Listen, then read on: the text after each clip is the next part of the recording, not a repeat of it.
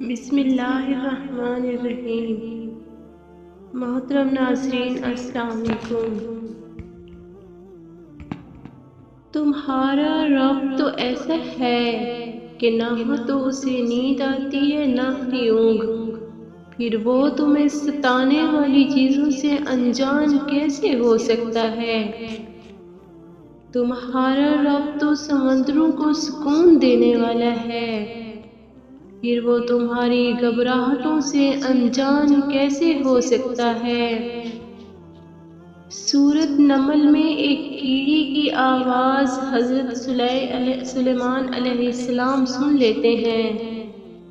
تمہارا رب تو سلیمان علیہ السلام کا بھی رب ہے، پھر وہ تمہاری صداؤں سے انجان کیسے ہو سکتا ہے؟ ہر چیز کا جب ایک وقت مقرر ہے، کوئی منہ سے چھین کے لے جا سکتا ہے مگر نصیب سے نہیں۔ تمہارے نصیب کی بارش کسی اور چھت پہ برس جائے یہ کیسے ہو سکتا ہے؟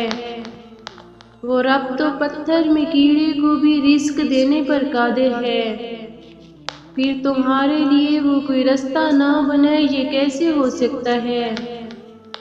تم پریشان ہو نا اپنی خطاؤں سے، ارے وہ رب معاف کرنے والا ہے، وہ تمہیں معاف نہ کرے یہ کیسے ہو سکتا ہے؟ یہ محرومیاں تمہیں خساروں کی طرف نہ لے جائیں اس بات سے پریشان ہونا، ارے وہ تمہارا بہترین وارث ہے۔ اس رب کے ہوتے ہوئے تم یوں ضائع ہو، بتاؤ یہ کیسے ہو سکتا ہے؟ تمہارے رب نے اختتام تمہارے لیے بہت خوبصورت لکھ رکھا ہے۔ تمہارا مقدر تمہاری زندگی نہیں بناتا، تمہارا اللہ پر توکل ہے جو تمہاری زندگی بناتا ہے۔ تمہارے پاس اب بھی دعا کا اختیار ہے، تمہاری کہانی اب بھی ختم نہیں ہوئی۔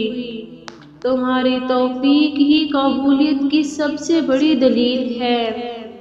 تمہارا صبر گواہ ہے کہ تمہارے لیے کن فیکون لکھا جا چکا ہے، اور تمہارے صبر کا صلہ اب تمہیں مل کر رہے گا۔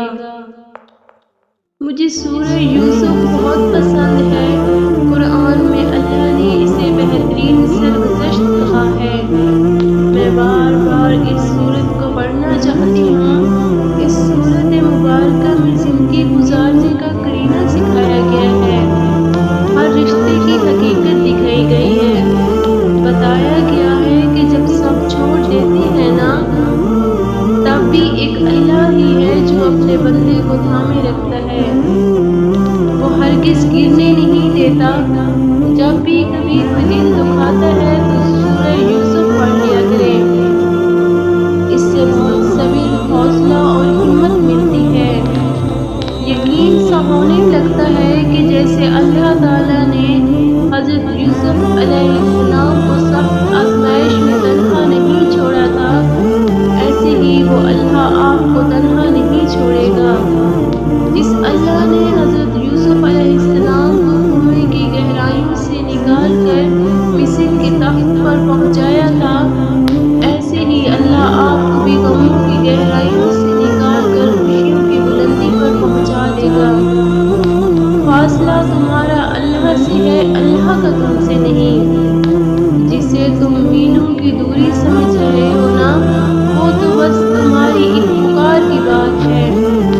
جو آواز دیوار کے اس پار نہیں جا سکتی، وہ اسے 7 آسمانوں کے اس پار سن لیتا ہے۔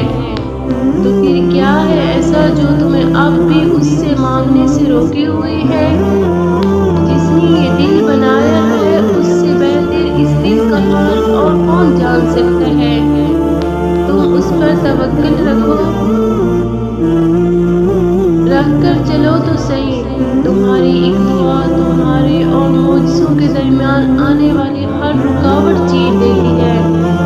تو پھر توکل رکھو، وہ انہیں ہی وسیلہ بنا دے گا جو تمہارے لیے رکاوٹ بنے ہوئے ہیں۔ جو حضرت موسیٰ علیہ السلام کے لیے سمندر کے بیچوں بیچ راستہ بنا سکتا ہے، وہ تمہارے لیے بھی راستہ بنا دے گا۔ جہاں تمہاری کوششیں ناکام ہو جاتی ہیں وہاں سے اس کے کن کے معاملات شروع ہوتے ہیں۔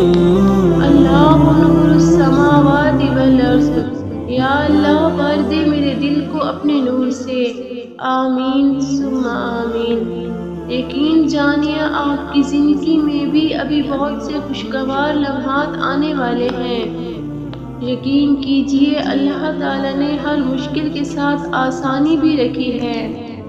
ہمت مت ہاریے، اللہ پر توکل رکھیے اور ایک نئے دن کا آغاز ایک نئی امنگ کے ساتھ کیجیے۔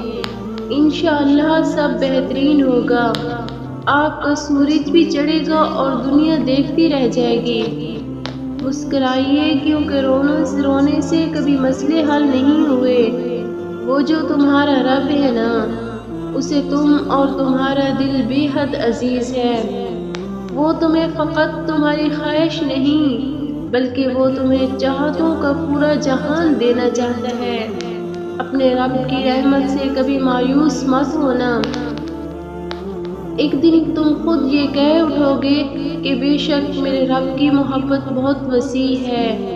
تم جلد یہ جان جاؤ گے کہ جب اللہ تعالیٰ کن کہتا ہے نا تو چیزیں کیسے ہو جاتی ہیں، خیال سے باہر، گمان سے باہر۔ کوشش کریں آپ کے الفاظ خاموشی توڑیں کسی کا دل نہیں۔ لوگ دیکھتے ہی نہیں اور غور کر چلے جاتے ہیں۔ اس کے بعد چاہے سننے والا اٹھ کے کھڑا بھی ہو سکے کہ نہیں،